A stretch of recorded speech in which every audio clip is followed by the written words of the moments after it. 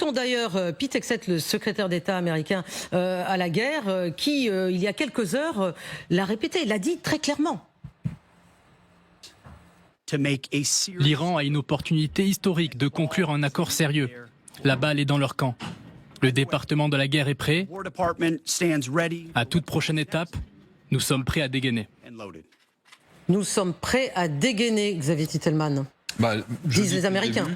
Les Américains avaient besoin de cette pause. On sait maintenant par des fuites diplomatiques que c'est les États-Unis qui ont demandé de cesser le feu et c'est non pas les Iraniens qui étaient au bout du rouleau qui ont demandé. Donc évidemment, les Iraniens ont accepté parce que ça leur... Oui, jamais ils auraient refusé. Enfin, qui refuse un cessez-le-feu? Et puis en l'occurrence, ils savent aussi que ça permet de continuer à épuiser le monde entier en ayant bloqué le détroit d'Ormuz. Eux, ils sont pas pressés. Moins ils se font taper dessus, mieux c'est. Ils repoussent l'échéance qui finalement est une pression sur les Américains. Plus ça dure, plus c'est dur pour les Américains. Moins ils se font taper dessus, plus ils sont contents. Donc globalement, là aujourd'hui, effectivement, le général l'a dit, potentiellement les Américains, ils vont avoir une puissance de frappe instantanée qui est inégalée par rapport à ce qu'ils avaient par le passé. Si vous ajoutez une cinquantaine d'avions bombardiers, potentiellement vous êtes capable d'ajouter une centaine de bombes par jour par rapport aux 400, 500 avions qui étaient déjà présents sur la zone. Donc on augmente de 15-20%.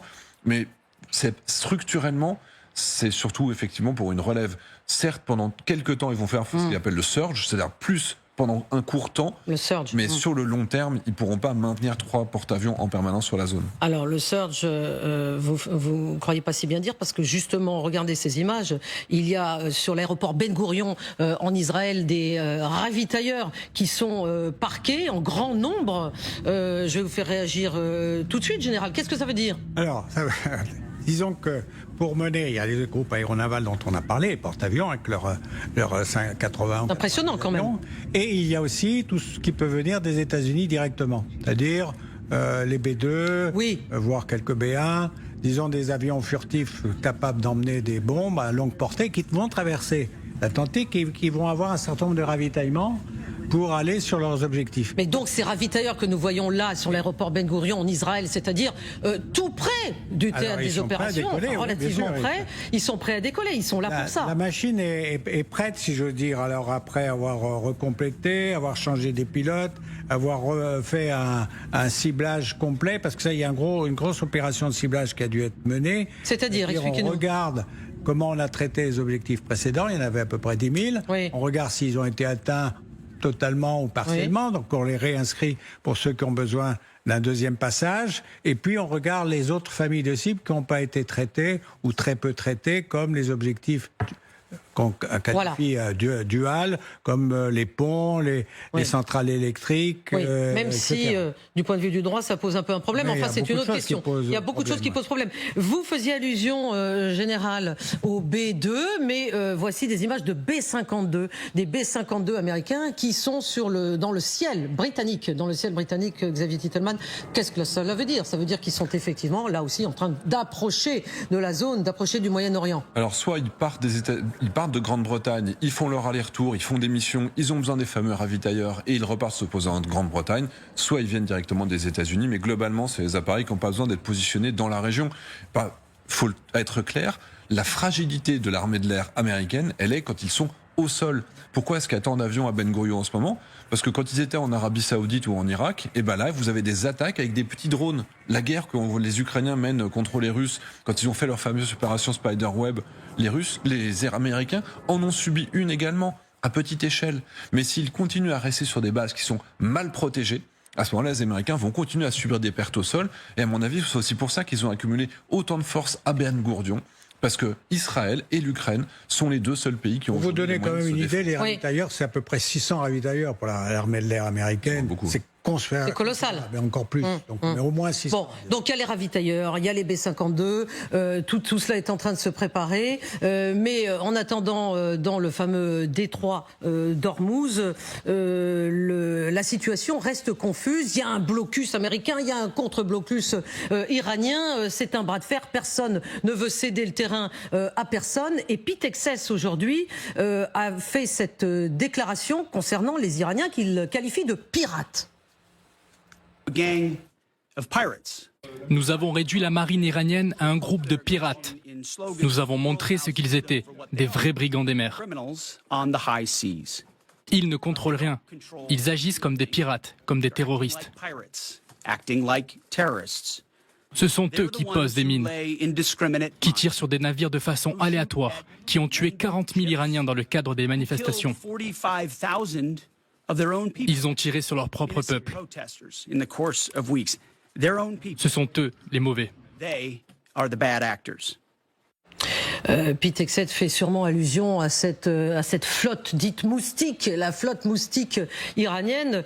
Ce sont, Xavier Titelman, voilà ces vedettes ultra rapides qui attaquent en essaim, comme les drones d'ailleurs, j'ai l'impression, qui défient, comment est-ce qu'elle défie et qu'elle perturbe les États-Unis, cette flotte moustique? Le terme déjà de flotte pirate, effectivement, l'Iran n'a plus aucune capacité conventionnelle, il n'y a plus de navires, il n'y a plus rien qui peut... Oui, mais il leur reste ses vedettes. Et d'ailleurs, on voit, pardon de vous couper, mais c'est pour que ça soit clair, des images qui nous sont parvenues tout à l'heure, c'est-à-dire aujourd'hui même, ces petites vedettes s'approchent des grands navires pour les narguer. En fait, la grosse difficulté, c'est que ce que disent les Iraniens, c'est qu'ils peuvent aller jusqu'à 200 km/h. C'est-à-dire qu'en gros, vous avez fait 20 km en 6 minutes, ça laisse pas le temps aux avions de chasse pour essayer de les intercepter entre-temps. Donc si ces petits bateaux, même s'ils vont qu'à 150 km/h, c'est déjà très rapide, ils peuvent éventuellement être chargés kamikazes, voire télépilotés, donc auquel cas il n'y a même pas de mort à bord. Ils peuvent lancer des roquettes, ils peuvent partir à l'assaut d'un groupe de navires civils qui passeraient au large, donc c'est très compliqué à contrôler. Il faut que les Américains aient en permanence des avions, des drones capables de délivrer soit des roquettes guidées laser, soit des missiles anti-navires, soit des missiles anti-chars. Et c'est à cette seule condition qu'ils ont la possibilité d'empêcher les Iraniens de conduire ces opérations, qui sont, faut le dire, des opérations suicides. Les hommes qui sont à bord... Ah, des opérations suicides. Ah bah, si c'est-à-dire les hommes qui sont à bord, ils risquent leur peau complètement, là, très facilement. Pour essayer de faire de la com au profit de leur gouvernement et d'intercepter et de faire peur à des bateaux qui passent, chacun d'entre eux risque leur vie, mais ça les emmène au paradis, donc c'est pas forcément un problème. Oui, Général Delors, sur ces petites vedettes qui vont très vite, comme vient de nous expliquer Xavier Titelman, il y a des canons sans recul, des mitrailleuses, des lance-grenades tout de même. Alors c'est pour ça que je préfère le terme de frelon à celui de moustique. Ah d'accord, frelon. Alors écoutez, si vous allez là, on va aller dans les détails qui concernent les insectes. D'accord, va pour frelon. Et puis, si je veux dire, le frelon, il fait beaucoup plus mal que le moustique. Oui. Donc vous êtes en train de nous dire que ça fait très mal. Ça fait très mal. Ça fait très mal, notamment sur les navires marchands. Parce que le navire marchand, bon, ça avance à 20 km à l'heure, c'est rattrapé même par une vedette, mettons même 100 km à l'heure, et rattrapé, il se fait tirer dessus, le pauvre gars, il a même pas de quoi répliquer, donc c'est vraiment le loup qui se jette sur des braves moutons qui circulent dans le détroit d'Ormuz. Donc c'est assez facile. Par contre, effectivement, pour les attraper, il faut les prendre pas trop loin des côtes, et puis les prendre quand on peut les détecter. Donc là, à juste raison, il y a les Américains ont d'énormes capacités, mais ça les amènerait à les déployer pratiquement en permanence sur le détroit d'Ormuz. Donc c'est pas facile, hein. C'est pas facile de trouver la réplique. Ça produit suffisamment de risques pour que les armateurs, les affréteurs, les propriétaires de navires marchands ne veuillent pas engager leur bateau là-dedans. Donc d'ailleurs, personne n'y va, y compris les Américains. Ils sont quand même relativement loin. Les Américains n'y vont pas pour différentes raisons, effectivement. D'ailleurs, l'une, c'est que finalement, détroit d'Ormuz, qu'il soit ouvert ou fermé, pour le moment... Pour eux, ça change pas grand-chose. Ça change moins de choses. Même si le baril monte, même si ça provoque des... D'ailleurs, ils s'en privent pas pour nous le dire. On verra ça tout à l'heure. Ils nous le répètent régulièrement. Ils disent avant tout, c'est un problème des autres plus que le nôtre. Donc, Hormuz est effectivement un point très important d'une éventuelle négociation, mais il n'est pas aussi déterminant que ça pour les Américains. Mais est-ce que c'est peut-être la raison générale pour laquelle les Américains n'y rentrent pas véritablement dans ce détroit? C'est-à-dire, si ça les concernait directement, ils auraient peut-être un peu plus de facilité, entre guillemets, à y aller. Là, ils n'y vont pas. En fait, ils se tiennent à distance. Ils n'ont pas de raison objective d'y rentrer. Ils ont des grands bâtiments de guerre. Ils ne vont pas prendre un risque inouï pour avoir un missile sol-mer qui serait tiré d'un peu plus loin à l'intérieur de l'Iran, qui irait frapper un de leurs destroyers qui passerait. Ils ont fait quand même la démonstration qu'ils pouvaient passer. Donc ils peuvent passer, mais ça nécessite un environnement opérationnel qui est assez lourd en termes de protection aérienne, détection, brouilleur, etc. Bon, ils savent faire, mais ils l'ont fait, puisqu'ils ont fait passer 2 bâtiments, ils auraient pu être tapés, si les Iraniens étaient sûrs de pouvoir les taper, ils les auraient touchés. Donc les Américains savent savent faire passer. Mais c'est un dispositif lourd et qu'ils ne peuvent pas renouveler en permanence. Alors justement, vous parliez de l'Iran. Nous sommes en ligne avec Siavosh Ghazi. Siavosh, merci, bonsoir. Vous êtes en direct avec nous depuis Téhéran. Vous le disiez à l'instant, général, les Iraniens pourraient taper, éventuellement, essaieraient de taper ce qu'ils peuvent dans le détroit d'Ormuz. En tout cas, les Iraniens viennent de publier cette carte, et c'est sur cette carte que j'aimerais vous interroger, Siavosh. C'est la carte des cibles potentielles, justement, par la République islamique d'Iran vers ses voisins, de nouveau, alors que ça ne s'était plus produit depuis le cessez-le-feu, dans le cas où les négociations capoteraient. Oui, absolument. Tout d'abord, sur la vitesse de ces bateaux rapides, ce sont les bateaux rapides les plus rapides dans le monde, puisqu'ils ont une vitesse 200 km à l'heure, donc très rapide, et aussi équipés de missiles qui peuvent être tirés en mouvement. Donc c'est une prouesse des gardiens de la révolution qui ont pu réussir cela. Siavosh, excusez-moi, Siavosh, juste sur cette précision que vous venez de donner, qui est très, très intéressante, vous dites que ce sont donc des bateaux qui vont à peu près à 200 à l'heure et que c'est unicommande. Comment se fait-il que les Iraniens possèdent une telle flottille ? Alors ils ont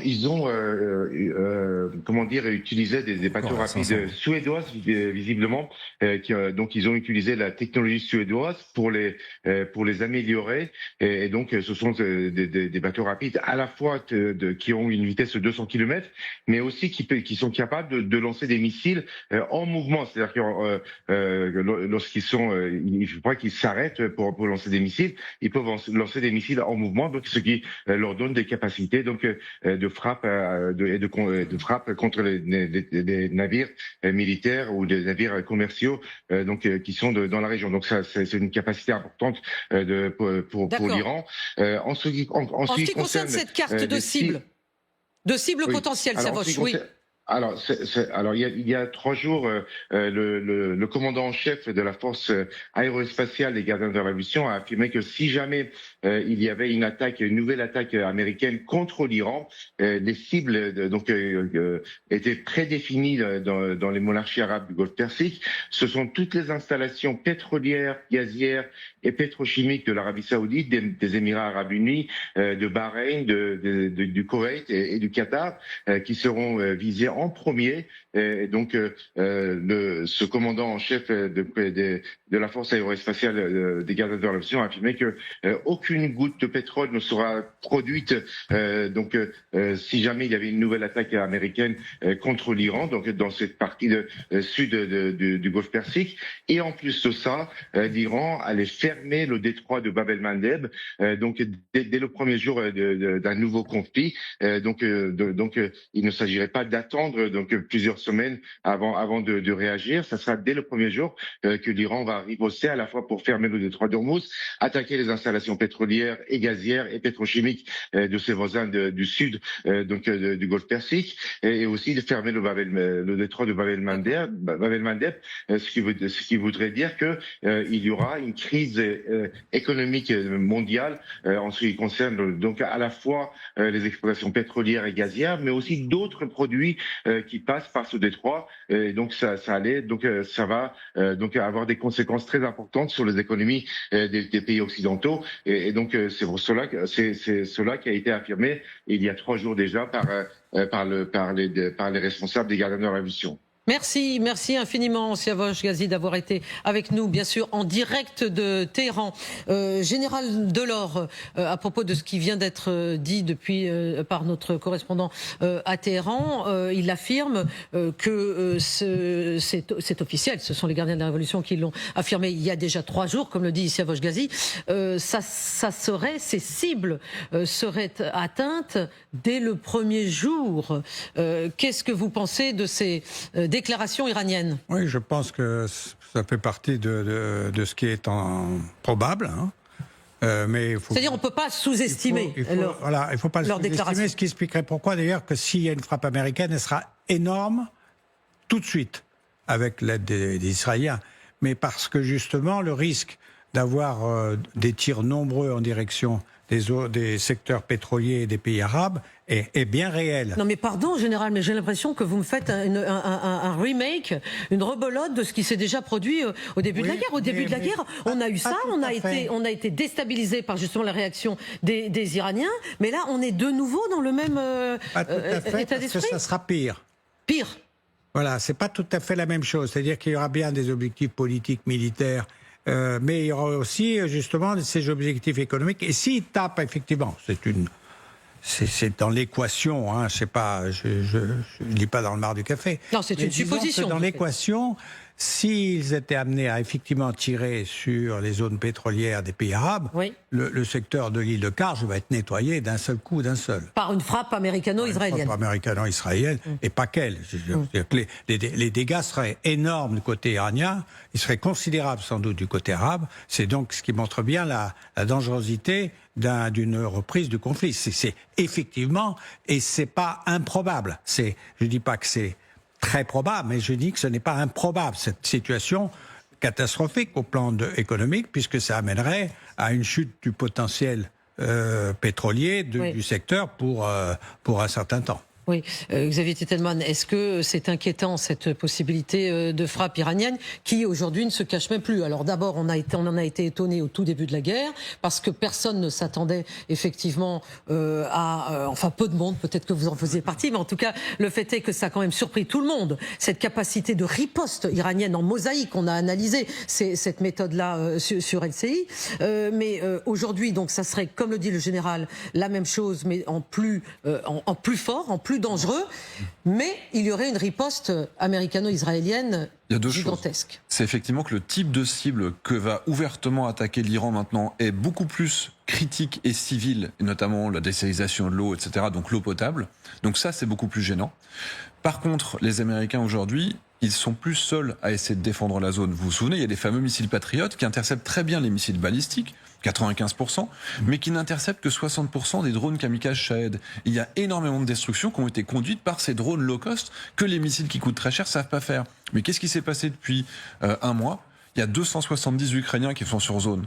Et ces Ukrainiens, ils sont arrivés avec leur système d'interception de Shahed, qui sont capables de les intercepter à plus de 95%. C'est ce qu'ils font tous les jours en Ukraine contre les Shahed russes. Donc aujourd'hui, je pense que certes, les cibles seront plus sensibles, mais par contre, qu'il y aura un meilleur taux d'interception que ce qu'on a pu voir dans la première phase du conflit. Dis-moi.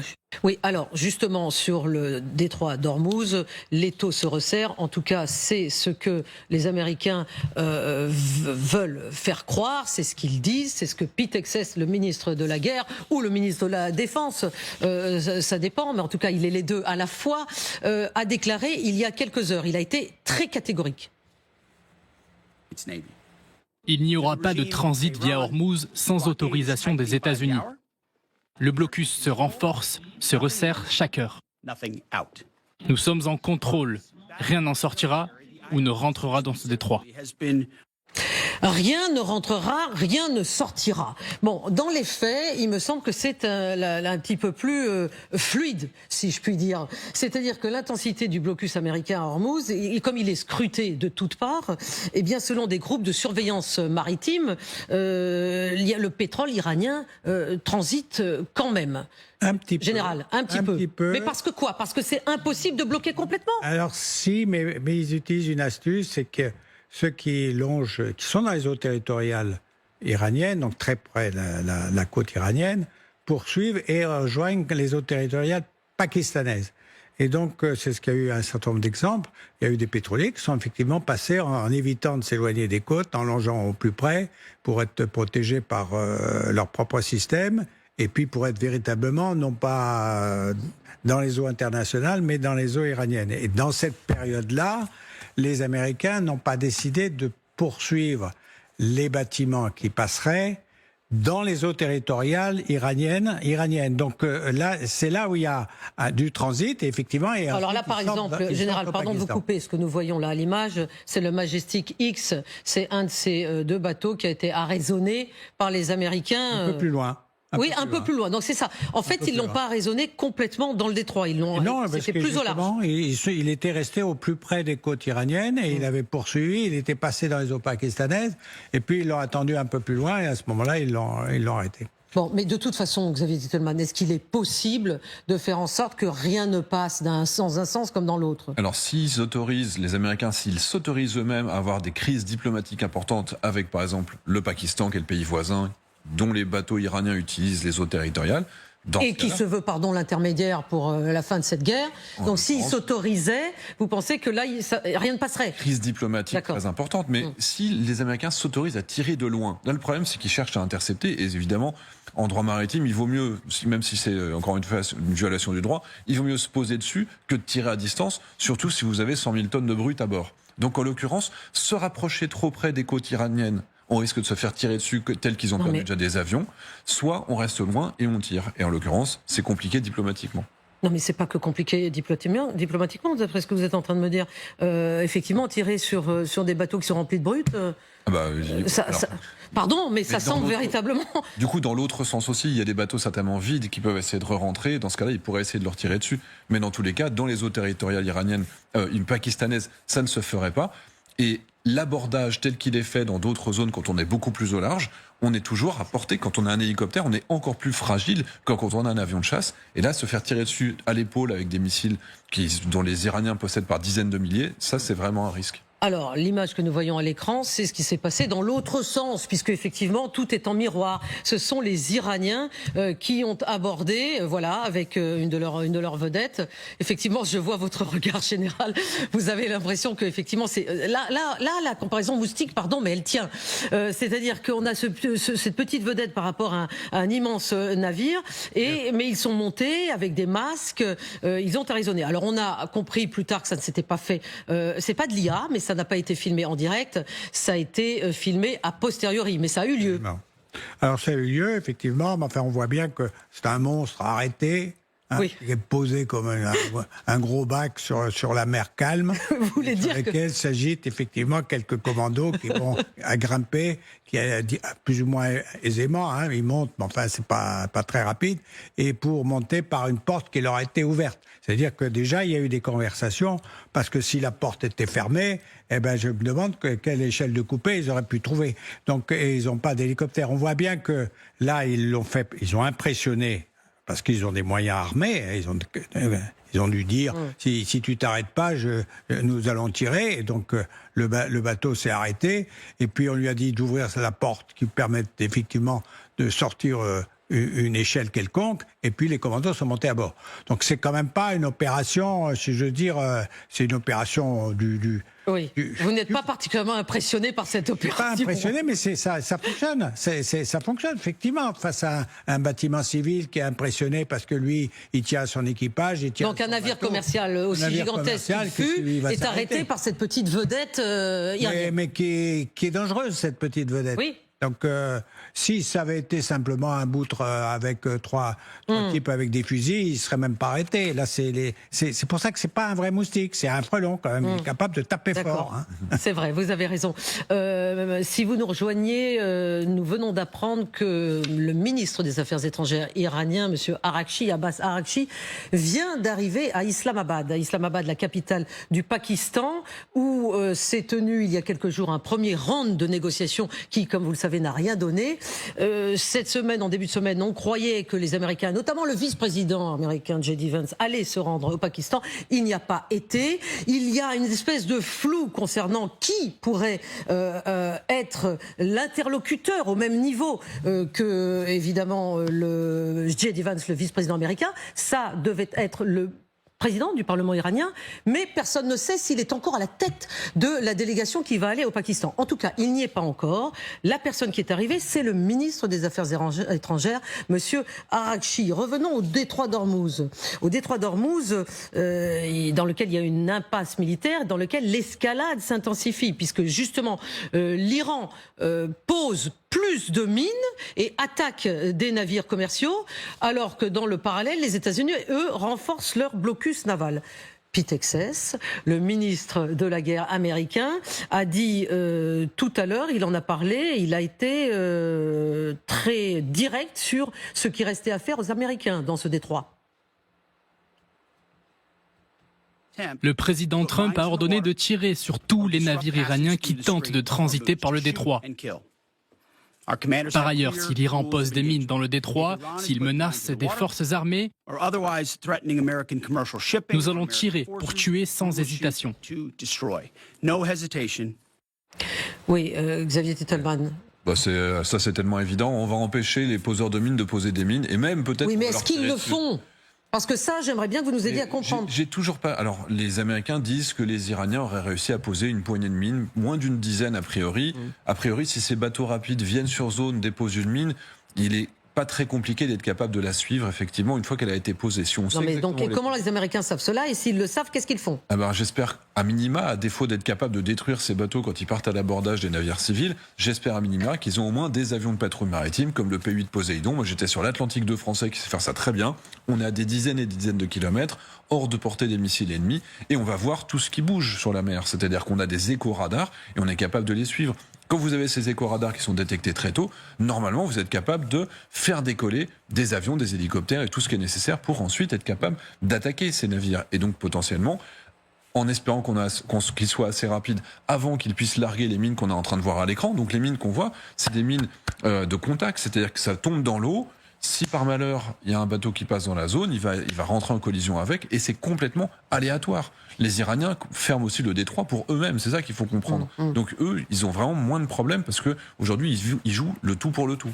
Mais général, on débat beaucoup des mines depuis plusieurs jours. Oui, vous êtes dubitatif sur les mines. Mais on a vu personne qui avait rencontré quelqu'un qui avait vu une mine. Non, et il n'y a pas eu d'accident avec une mine. C'est un premier point déjà. C'est-à-dire qu'on n'a pas une certitude qu'il y a des mines. Oui, mais pourquoi les Américains le diraient si ça n'était pas vrai? Alors, si vous voulez, il y a, manifestement des deux côtés, il y a quand même du verbe, il y a de la communication. Donc, effectivement, si du on bluff, parle des vous iriez jusqu'à dire du bluff? Non, pas du bluff, parce que je pense qu'effectivement, je suis le raisonnement qui vient d'être fait, que vous venez de faire. Et s'ils avaient la certitude qu'il y avait les Iraniens posaient des mines, en tout cas dans la partie centrale, ils agiraient.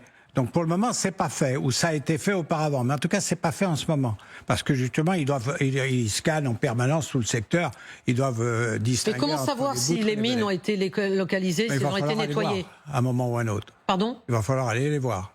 Et personne n'y va. Qui y va? Alors pour le moment, personne. Alors personne, y compris la flotte européenne. Ah non, mais la flotte européenne, pardon, mais ne parlons pas de la flotte européenne. Bon. Nous, on n'est pas sur place.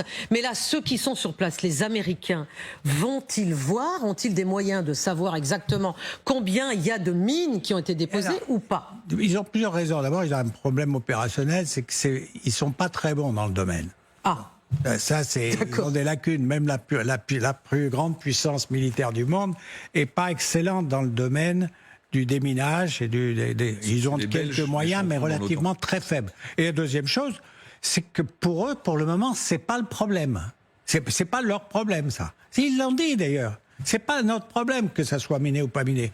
Il n'y a pas des navires américains qui ont à transiter dans le détroit d'Ormuz. Ça fait un bout de temps qu'ils font transiter par d'autres moyens. C'est pas une urgence opérationnelle. C'est beaucoup plus urgent pour beaucoup de monde, les Indiens, les Européens, les Africains, les Chinois, etc.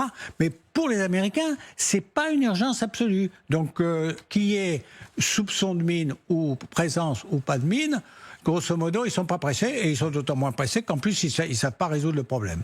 Mais justement, les gardiens de la Révolution, enfin c'est un ex-commandant des gardiens de la Révolution iranien qui évoque ce sujet des mines sous-marines.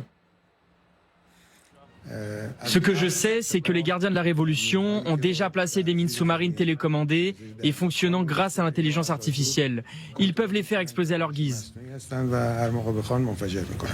Oui, Xavier Titelman, donc là, on a bien entendu ce que vient de dire ce ex-commandant de la Révolution, des gardiens de la Révolution, pardon. Mais les Américains ils peuvent aussi utiliser des drones sous-marins pour déminer. Tout à fait, et c'est pas les seuls d'ailleurs. Les Américains sont plutôt en retard sur d'autres pays dans le domaine du déminage, et notamment la France. On a des sociétés comme Exail Technologies qui font ça très très bien. On a des sociétés qui ont des drones navals, comme par exemple Sea Air. Et puis j'ai envie aussi de dire, mais quel pays peut aujourd'hui fournir des milliers de drones navals sur lesquels il suffit de mettre des capteurs? Je me tourne vers l'Ukraine encore une fois, comme en défense aérienne. Et bien également en mer, il pourrait vraiment avoir un gros avantage. Alors vous dites les Ukrainiens pourraient être un avantage, mais également vous me parliez des Belges. Les Belges sont les meilleurs en matière de déminage. Ils ont les frégates tripartites avec les Hollandais également. Donc les centres d'excellence dans le domaine du déminage naval sont plutôt en Europe, et il faut plutôt se tourner vers les Belges qui ont choisi de s'orienter aussi sur cette capacité parce qu'ils ont l'histoire avec la Deuxième Guerre mondiale. Ils en avaient plein sur lesquels ils devaient travailler.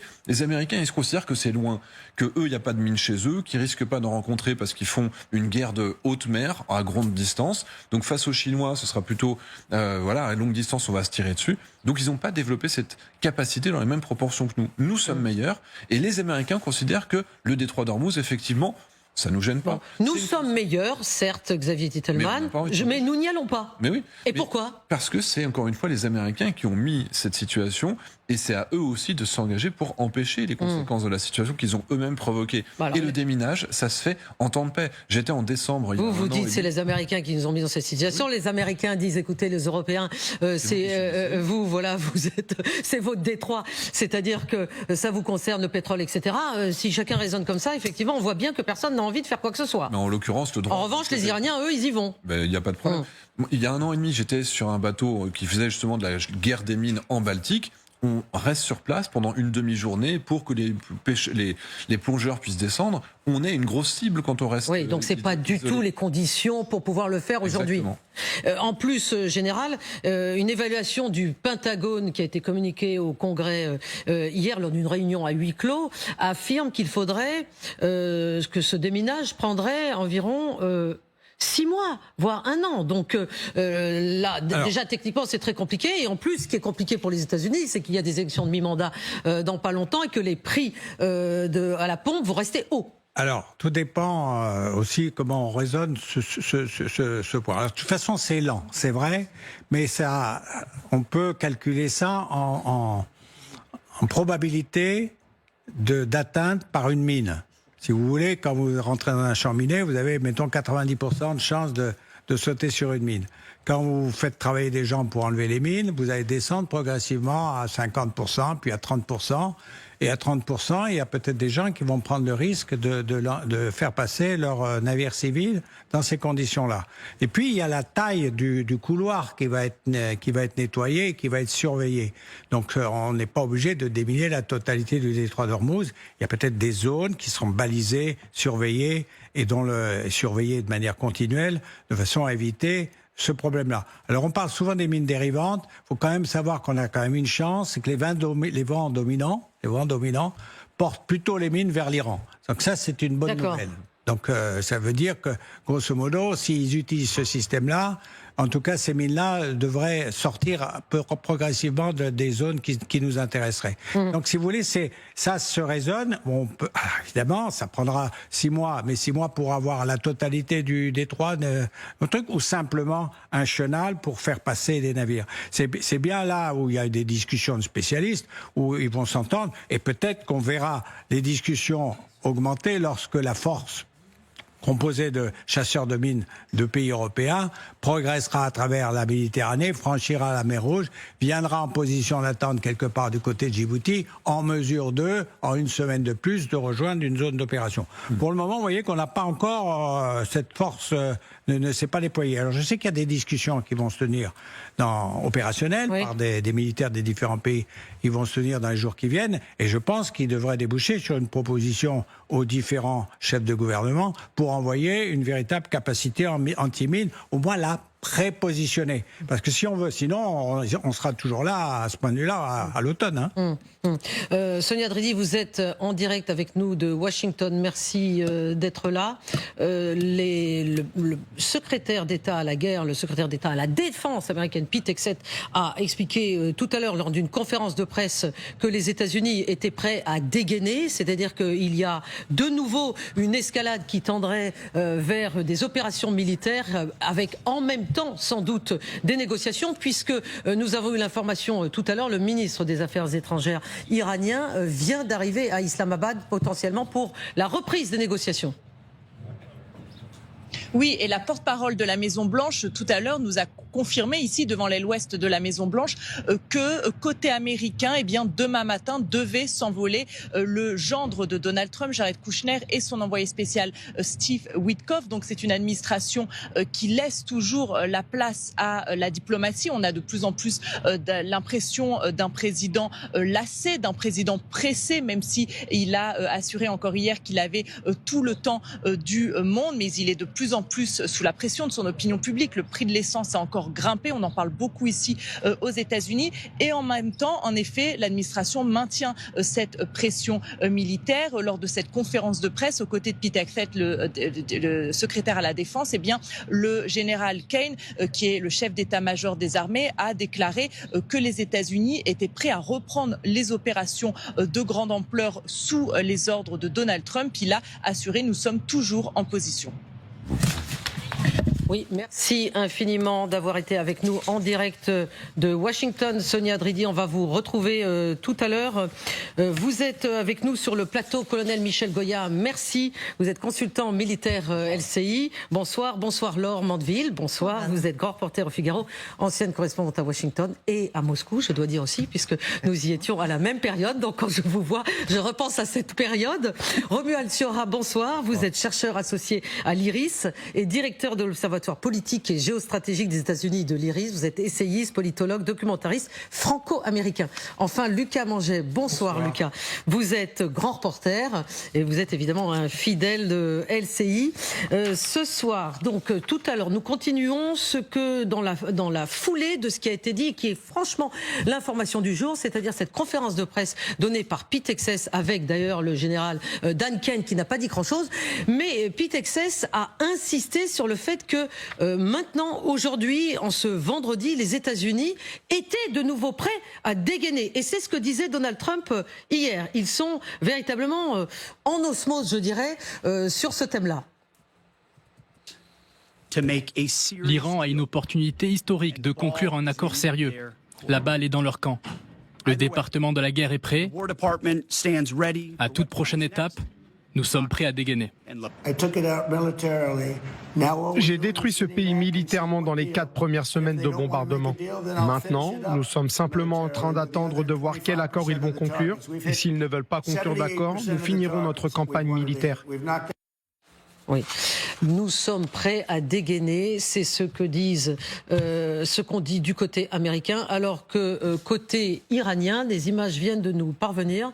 Ce sont des images du ministre des Affaires étrangères Abbas Araghchi, vous voyez qu'il descend d'un avion iranien. Alors bon, c'est pas Air Force One, il descend et il vient d'arriver à Islamabad, sur le tarmac d'Islamabad où il est accueilli par un officiel pakistanais pour sans doute, on ne le sait pas encore, ce qui pourrait être un second round de négociations, Laure Mandeville, alors que le J.D. Vance, le vice-président américain, n'est pas encore là, ce qui veut dire que côté iranien, pour le moment, il n'y a personne. Et c'est peut-être là aussi le problème. Oui, en fait, j'ai le sentiment, en regardant ces images, qu'on est toujours dans cette phase, en fait, de négociation, d'attente aussi, de bras de fer avec ce blocus contre blocus et Trump qui a lancé ses lignes comme une sorte de pêcheur qui part à la pêche à des interlocuteurs iraniens et attend que la ligne bouge et que quelques poissons se présentent à l'hameçon. Et on voit pour l'instant le ministre donc qui se présente, donc qui va venir dans cette négociation. Mais c'est vrai que les Américains sont toujours en attente parce que Trump ne veut pas en réalité d'une reprise des négociations. Il voudrait solder il veut sortir par le haut. Sortir par le haut de ce conflit, trouver un interlocuteur et avoir un accord.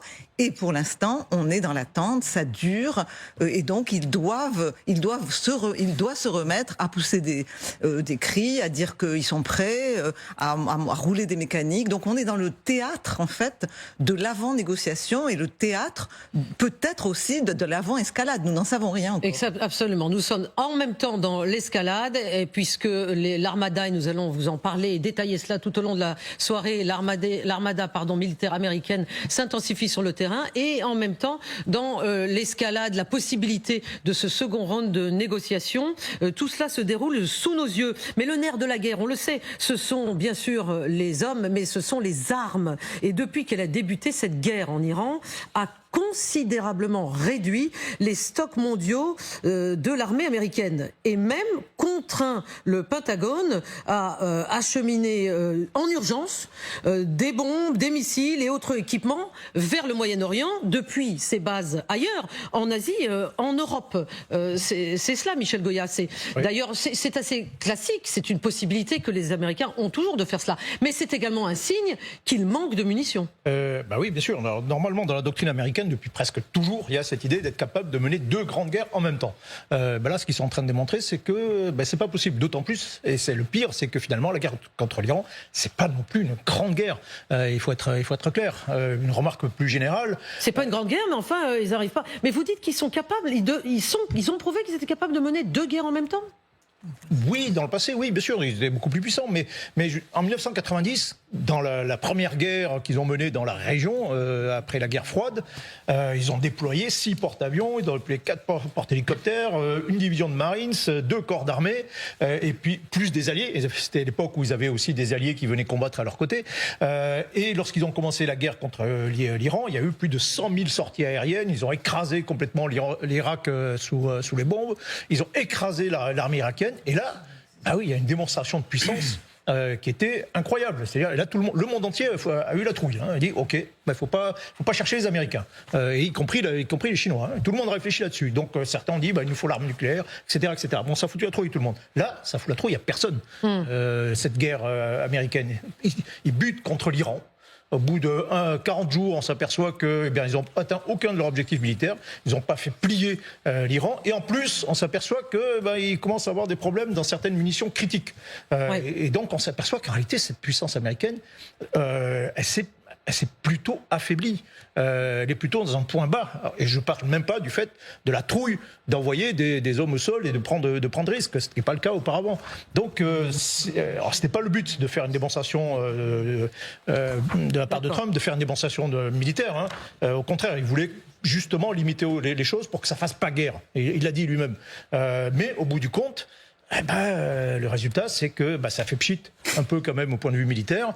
Et puis on s'aperçoit que, actuellement, face à la Chine, ils se sont affaiblis en réalité considérablement, psychologiquement et matériellement face à la Chine. Alors parlons un peu chiffres très clairement. Les Tomahawk, ces fameux missiles de croisière américains, les Américains disent qu'ils en ont tiré plus de 1000. Voilà, 10 fois plus. Je le souligne, que ce qu'ils acquièrent en un an. Quant aux Patriotes, les Patriotes, ils en ont tiré plus de 1200, ces fameux missiles intercepteurs, les missiles intercepteurs Patriotes, et puis plus de 1000 ATACMS.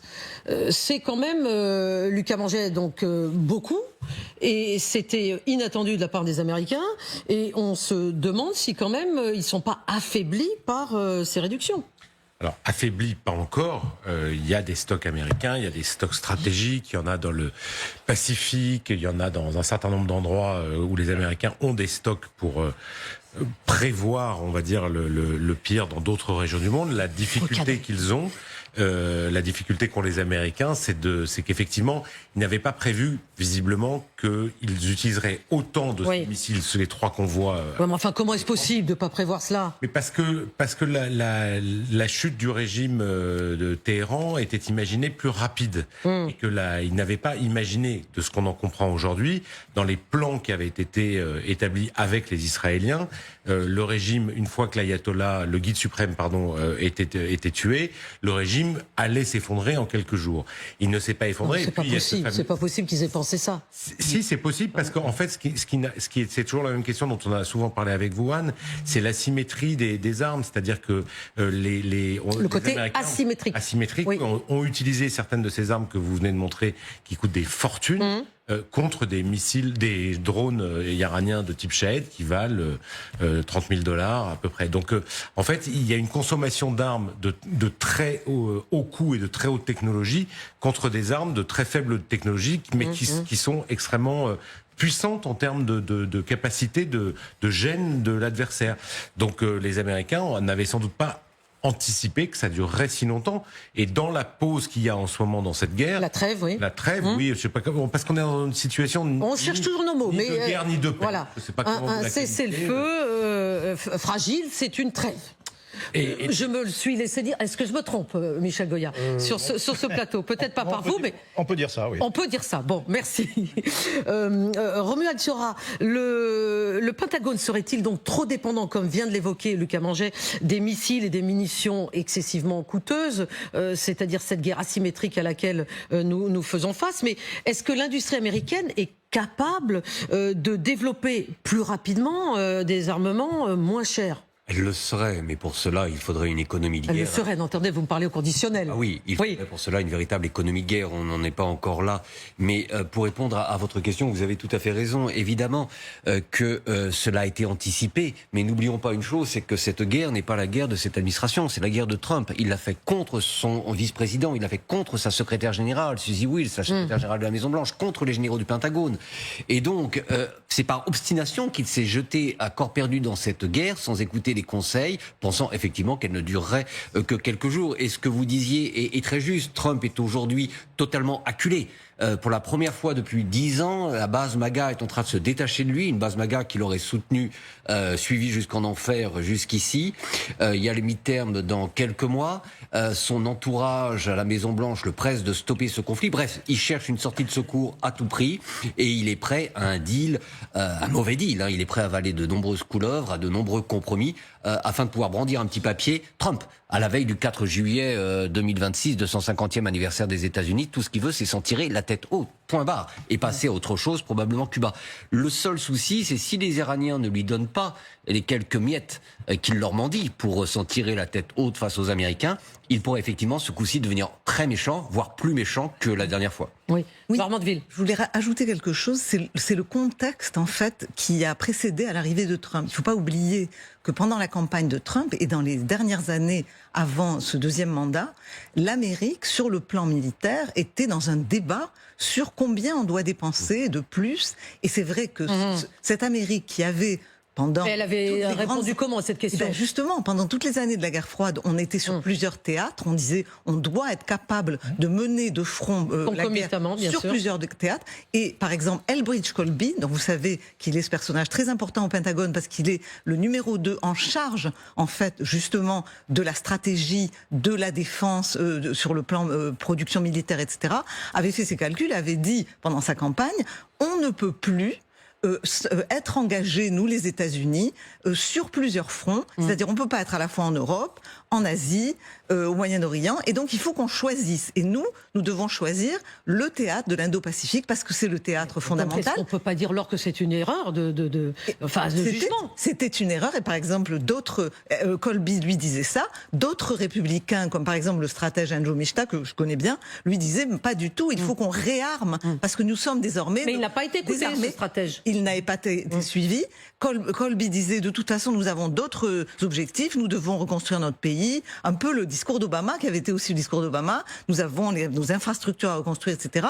Et du coup, ils ont relancé en partie la machine sous Trump, effectivement, mais regardez ce qu'a dit Exet il y a quelques jours, le patron du Pentagone. Il a dit, il me faut une rallonge de 200 milliards de dollars, et il faut qu'on relance la machine, parce que c'est vrai qu'il manque de stock, il manque d'armes, ils ne sont pas prêts justement à la démultiplication des guerres sur plusieurs fronts. Si demain Xi Jinping tentait de reprendre Taïwan, exactement, certain que les Américains, il y aurait un gros problème. Tentait qu'ils veuillent s'interposer, ce que je ne crois pas, mais ça c'est un autre débat. En tout cas, aujourd'hui, Pete Hegseth a haussé le ton puisqu'il a parlé du fait que les États-Unis étaient prêts à de nouveau attaquer l'Iran et les Iraniens, de leur côté, ont immédiatement réagi en publiant une carte de cible potentielle. La voici, cette carte, elle a été donc diffusée dans la télévision maison d'État iranienne avec cette liste de cibles dans les pays arabes voisins qui seraient potentiellement directement visés.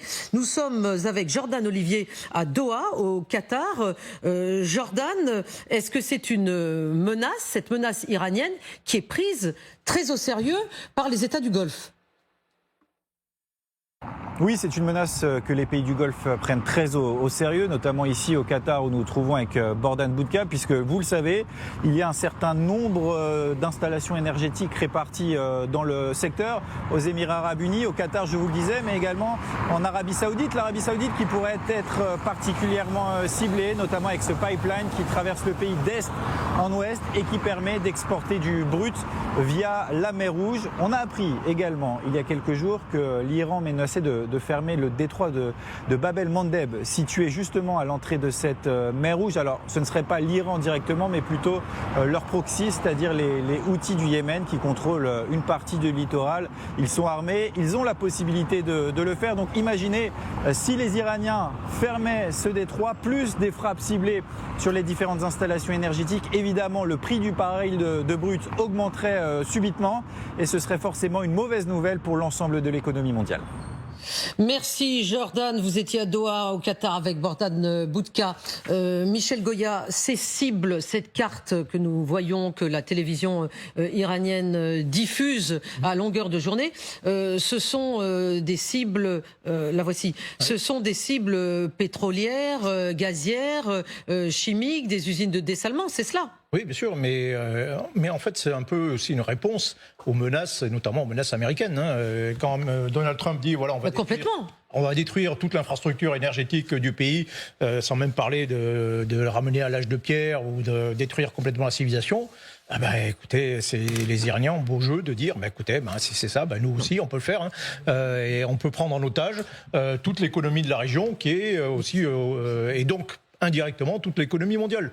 Donc allez-y et voilà, vous subirez les conséquences. Donc on est dans un jeu de menaces réciproques, qui est assez classique dans ce genre de situation. On se tape sur la poitrine, on fait essayer de faire peur à l'autre, on déploie des moyens, etc. Mais le fait est que cette menace existe réellement. Et donc les Iraniens, pour employer une expression chère à Donald Trump, ont aussi des cartes stratégiques. Ils ont des capacités de nuisance qui sont malgré tout considérables. Et ça, Trump est un peu obligé d'en tenir compte.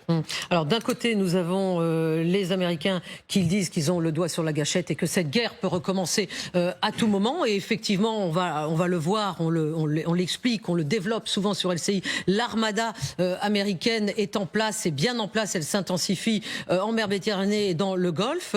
Mais nous avons aussi donc les Iraniens, on vient de le voir, et les Européens dans tout cela. Eh bien, Pete Hegseth, le secrétaire d'État américain à la guerre, le ministre de la Défense, a donné une conférence de presse tout à l'heure dans laquelle il a parlé d'Ormuz, de la suprématie américaine, mais à contrario, il s'est, on peut le dire, moqué des Européens, une fois de plus, en soulignant que ce détroit, finalement, c'était eux qui l'intéressaient, le pétrole, et pas les Américains.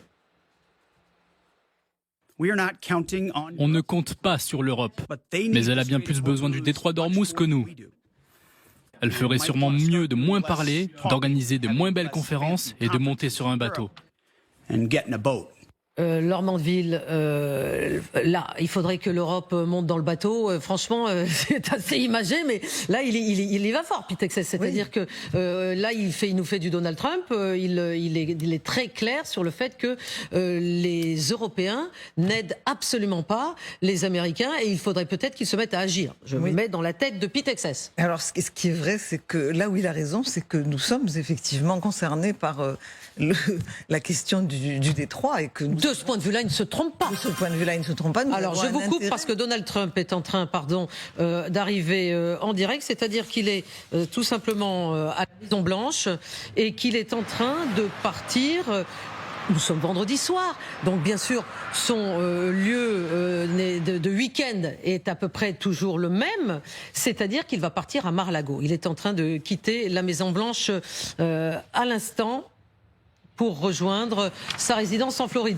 Oui, Laure Mandeville, je vous ai coupé, pardon. Oui, je disais en fait que effectivement, c'est vrai que les Européens ont un intérêt. D'ailleurs, c'est pas un hasard si, malgré tout, les Européens préparent une forme de mission et s'interrogent sur le rôle qu'ils vont jouer éventuellement pour, disons, fluidifier. Enfin, je ne sais pas très bien ce qu'ils veulent faire, mais ils disent qu'une fois que le trafic sera rétabli, ils voudraient être présents pour être présents dans la donner confiance finalement par un déploiement peut-être aux différents bateaux qui passeraient dans le détroit, etc. Oui, mais après... Les Américains, exactement. Mais ça serait après que le problème ait été résolu, puisque eux, leur discours, c'est « nous n'avons pas déclenché cette guerre, donc nous n'y allons pas ». C'est vrai que c'est un discours aujourd'hui, vu le comportement assez erratique du président américain, la manière dont il s'est comporté au début, l'affaire du Groenland, le fait que les Européens n'ont même pas été prévenus, consultés, etc.,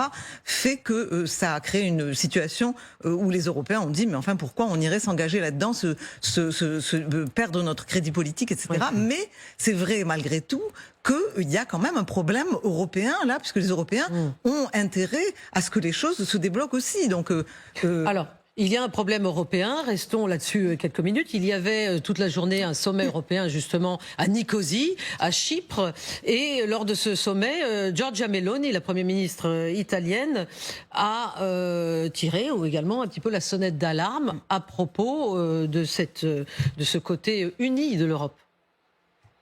Je pense que l'OTAN doit rester unie. Je pense que nous devons travailler à la renforcer et même renforcer le pilier européen de l'Alliance, ce que nous faisons évidemment, compte tenu de toutes les questions que vous connaissez en matière de défense. Ce pilier européen doit clairement être complémentaire du pilier américain. Romuald Siora, là, il est clair qu'on a ce fossé entre les Européens et les Américains qui s'en donnent à cœur joie, si je peux me permettre cette expression, tant que justement cette guerre n'est pas terminée en Iran, de souligner le fait que les Européens ne sont pas là pour aider quand on en a besoin et qu'ils sont en train de réfléchir à une possible aide postérieure, comme vient de le dire Laure Mandeville. Et pendant ce temps-là, Trump veut inviter Poutine au G20. Mais oui, il veut inviter Poutine au G20 qui aurait lieu en décembre. En décembre de cette année. Il veut l'inviter. Où je crois que ça sera en Floride. Je crois, oui, tout à fait. Et d'ailleurs, vous parliez de Mar-a-Lago, juste chaque week-end nous coûte quand même à nous autres contribuables américains 3 millions de dollars. Si le président restait à la Maison-Blanche, ça coûterait... C'est-à-dire 3 millions de dollars. C'est la révélation du New York Times en septembre. Les Américains ne sont pas révoltés. Imaginez si Macron coûtait 3 millions d'euros pour aller au Touquet chaque week-end. Air Force One et les Secret Service, etc., etc. 3 millions de dollars. Bref, en tout cas, concernant les Européens, il est clair qu'il faut s'attendre à des règlements de compte de la part des Américains une fois la guerre en Iran terminée. À titre personnel, je ne sais pas ce que vous en pensez, mais je ne pense pas qu'ils quitteront l'OTAN. L'OTAN rapporte de l'argent aux États-Unis. Par contre, ils vont mettre des bâtons dans les roues aux alliés et la crise qu'ils essayent de provoquer avec l'Espagne risque de devenir récurrente. Et puis il y a Lucas Manget. Je crois que la proposition européenne de sécurisation d'un détroit d'Ormuz une fois que la paix sera signée peut paraître comme ça absurde parce qu'on se dit oui mais qu'est-ce qu'on va faire une fois que ce sera la paix. C'est vrai et pas vrai parce qu'en fait ce sont des opérations essentiellement maritimes qui mettent énormément de temps à se monter, c'est-à-dire que il y a pour une fois une forme d'anticipation un peu de se dire aussi si on veut envoyer des navires dans la zone, il faut préparer ça maintenant parce qu'on ne sait pas le jour où si les Américains par une des lubies de Trump décidaient de s'en aller immédiatement, il y a quand même un certain nombre de risques dans cette région, c'est-à-dire qu'on a vu à quel point cette guerre a permis aux Iraniens d'une certaine manière de fermer, d'utiliser ce levier qu'ils n'avaient quasiment jamais utilisé, de fermer le détroit d'Ormuz à leur profit.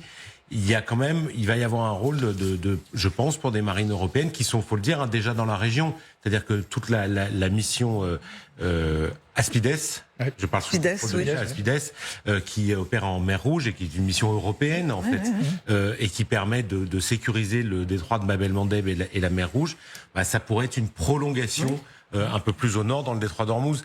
Ça paraît aujourd'hui décalé, mais en fait, c'est de l'anticipation stratégique qui, moi, me paraît assez intéressante. Si je peux dire... Alors, je reviens sur l'information du moment qui est l'arrivée du ministre des Affaires étrangères, Abbas Araghchi, au Pakistan. Vous le voyez descendre de l'avion, il est arrivé à Islamabad il y a quelques instants. Mais ce qui est intéressant et que je soumets à votre analyse, nous venons de l'apprendre à l'instant, c'est que Donald Trump vient de faire une déclaration téléphonique à Reuters pour dire que l'Iran, selon Donald Trump, prévoit de faire une offre qui satisferait les exigences américaines.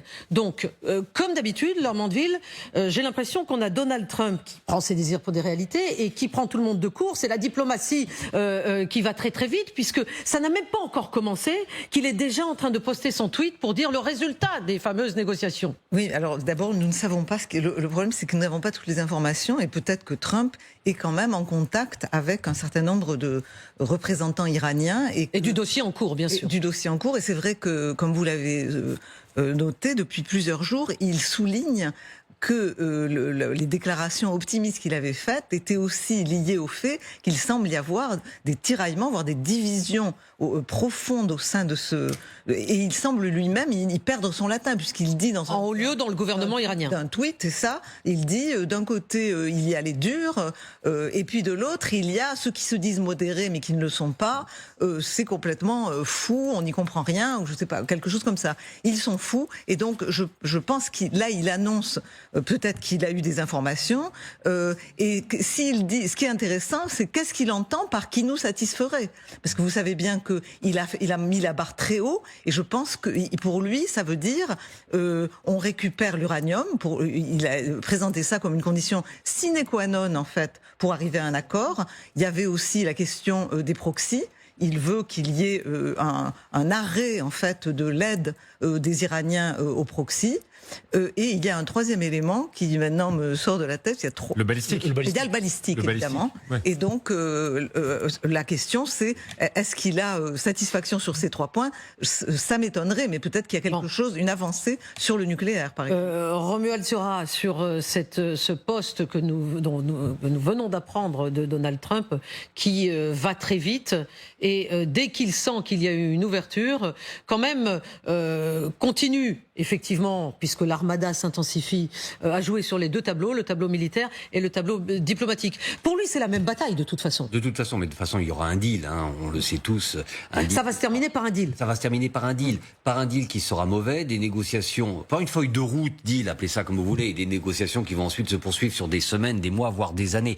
L'objectif de Trump, même s'il doit s'asseoir sur certaines des demandes, des exigences qui étaient les siennes, et je le répète, d'avoir un papier pour sa base MAGA. Et donc l'annonce qu'il nous fait... Donc il est prêt à quelques compromis. Moi je suis pas d'accord avec ça. Alors, attendez, terminez Romuald. Il est prêt, j'en suis convaincu, je mettrai mes 2 mains à couper, j'espère pas les perdre. Attention. Non, mais j'en suis convaincu. Attention, c'est risqué. J'étais convaincu qu'il y aurait cette guerre, je suis convaincu qu'il y aura un deal et qu'il est prêt à avaler énormément de couleuvres et de compromis. C'est sa base MAGA. Il lui faut un papier, il faut qu'il s'en tire un minimum la tête haute. Et sa base MAGA, qui est son obsession, croira ce qu'il nous dit. Et donc quand aujourd'hui il nous dit, il y a un deal, ils vont accepter, ça va nous convenir, etc. Il essaye de convaincre, il tente, et ça va marcher de convaincre sa base MAGA. Et pour conclure, rappelez-vous, il y a 10 jours, une semaine, lorsqu'il a commencé sa campagne des midterms à ce grand meeting de Turning Point, oui, c'était il y a une semaine. Il s'est fait acclamer en disant, grande victoire, nous avons obtenu ce que nous voulions, la réouverture du détroit d'Ormuz, et nous avons obtenu ce que nous voulons, la réouverture du détroit d'Ormuz, et sa base l'a acclamé en criant victoire, en oubliant que le détroit d'Ormuz, il a été acclamé il y a une semaine. Laure, vous n'êtes pas d'accord? Cher Romuald, justement, il me semble que cela montre que sa base MAGA ne l'a pas quitté.